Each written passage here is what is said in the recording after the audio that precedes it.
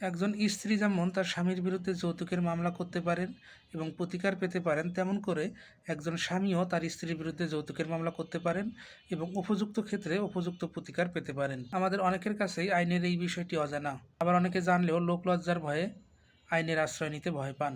অনেক স্ত্রী দেখা যায় তার স্বামীকে কেনাকাটা, উপহার কিংবা বিলাসিতার জন্য বারবার চাপ দিয়ে থাকেন, বারবার সাংসারিক অশান্তি তৈরি করেন এবং সংসার ছেড়ে যাওয়ার হুমকি দেন এবং অনেক ক্ষেত্রে মামলারও হুমকি দেন।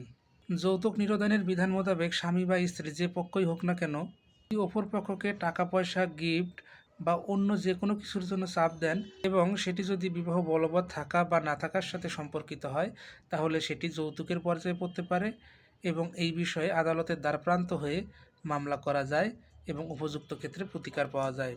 তবে একটি বিষয় মাথায় রাখতে হবে, দেনমোহর এবং যৌতুক একটি ভিন্ন বিষয়। যদি কোনো স্ত্রী তার স্বামীর কাছ থেকে দেনমোহর চান, সেটি স্বামীকে পরিশোধ করতে হবে এবং এর সাথে যৌতুকের যে বিষয়টি সেটি গুলিয়ে ফেলা যাবে না।